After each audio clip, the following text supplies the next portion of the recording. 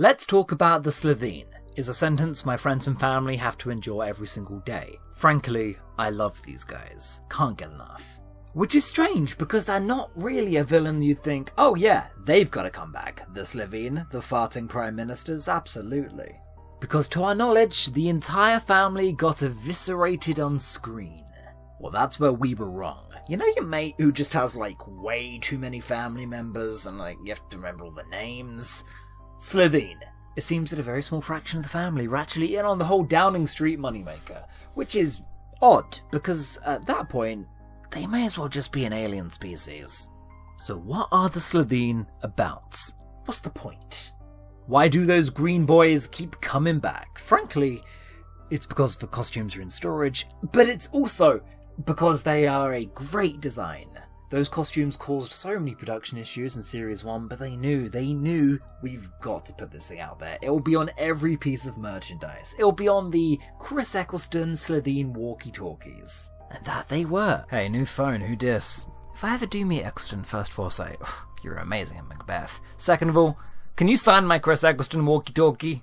Although they are clearly stiff in their first couple appearances, there's no way that something that just looks that unique is not going to end up a series favourite. But apart from the merchandising, they're a con family. They're grifters. Of course they're going to end up in Downing Street. Davis himself has confessed that Aliens in London is not some masterpiece of political nuance. Like all political commentary that this writer does, it's very overt and wants to be noticed. But it's what they've been used for since interests me. What does a Slitheen story look like? Well, frankly, family-friendly fodder. They found their true calling as merchandise, which I find very fitting. A BBC moneymaker. Fun fact, my favourite Slitheen story is called Doctormania, where the Slitheen's evil plan is just that. Just one Slitheen goes to an outer world and turns Doctor Who into a successful TV show, and makes bank off of it. That's a great villain plan. In fact, it's barely a villain plan. Sounds more like you made a science fiction institution. The Slitheen family found their true calling as kid-friendly villains. Mad, because their very concept involves skinning kids alive. Sarah Jane Adventures, Christina D'Souza, Top Trumps. These guys were marketed so heavily in the early years that they are just all over the place. So that's their point at the end of the day. But then, hang on, their original outing is political satire.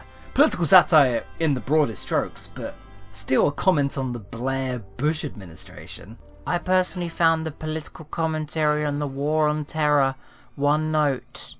I'm 10. But I find the angle the most interesting. They're not just con men, they are political fugitives. What if politicians were lizard men? Nice and cynical. Let's go over to their history. Where do they come from? Raxacoricofallapatorius espialidocious. A collection of species and planets, and the Slitheen bribed their way into government, and as a result ruined the entire economy. Clearly, good money men.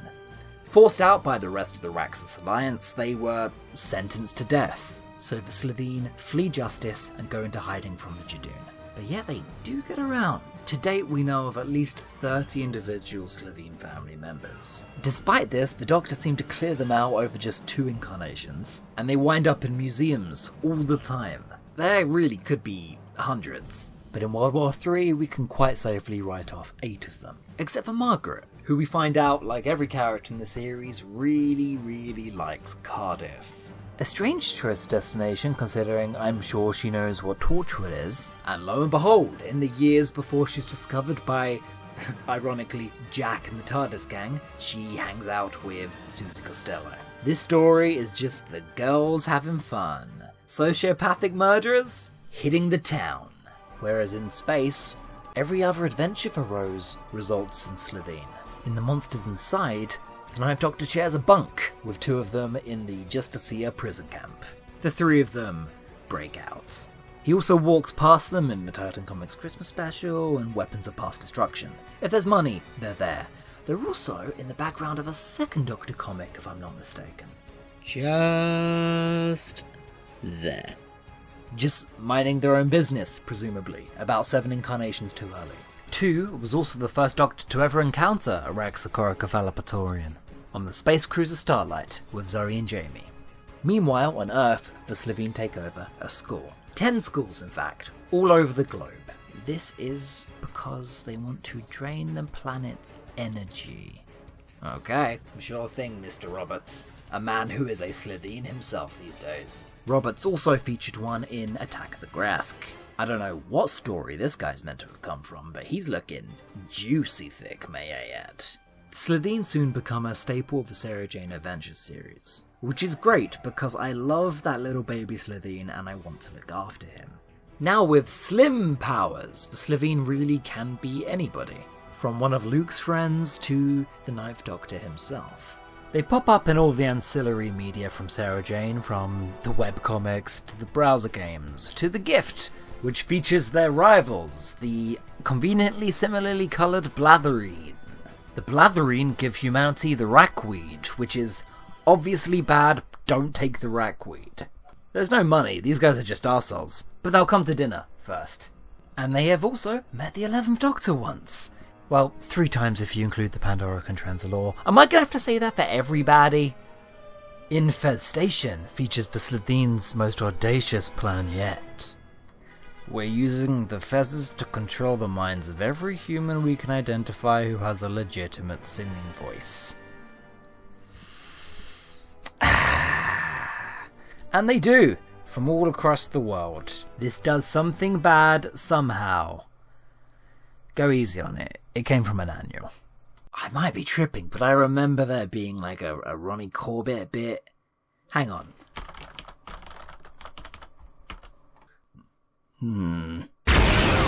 CANON, danger! Slitheen detected. No, a Slitheen?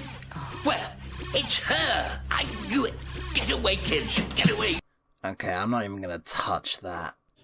No bank in space would be safe from us, Kate.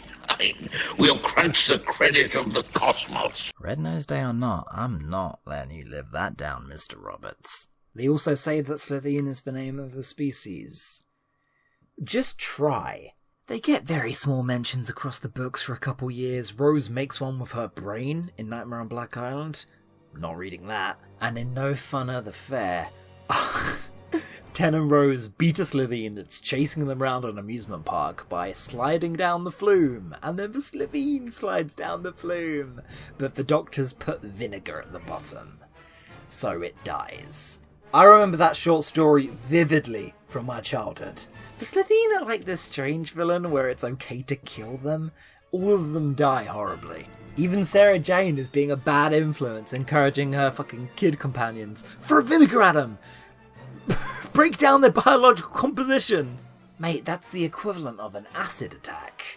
The Taste of Death is a Jacob Dudman 10th Doctor story, and I'm also focusing on his great impression to actually care about the Slitheen. Them showing up was a really nice surprise. But again, it feels like a story that could have come from a kid's annual. And not in a good way. In this, they run a spa. And you know what? It's doing decent business. Just run the spa, my dudes. But no, instead they have to fatten people up so they can eat them. Boring. Not even a smart plan. And the Slitheen excursion has them running like a gladiator ring with a holiday package. Again, that sounds like a good gig. You've got a stable business running here. Makes you wonder why they need an evil plan to begin with. The Slitheen should be your go-to villains for event management. That's the vibe I'm getting from these stories. Should we talk about the other planets? Do we have to? Oh, okay, so there's Slithereen, Blathereen, Slavereen, Kaizeen, Lilleen, Racketine, Chippyeen, Fittereen, Hannazine, Glizine, Hostrazine, Arlene, Slithereen, Blathereen, Hannazine, Blathereen, I'm losing my brain, and Clom. The entire history of the Absorbaloth, go! Love monsters. Mercifully just loving monsters. And also in my room is my sleep paralysis demon. I have not seen the Lady Christina adventure, and I refuse to on principle, but in Confusion of Angels, a 12th Doctor story no less, we see Margaret is doing fine. Not murdery. And just as we were going to originally see in an early draft of The Stolen Planet, she's been adopted by the Jingrathene. In this panel, she's fighting weeping angels with Nardo, so that's a comic to read. In Who Ate All the Biscuits, which is a short story from the comic book maker on the BBC website, canon is a nebulous concept, I tell myself.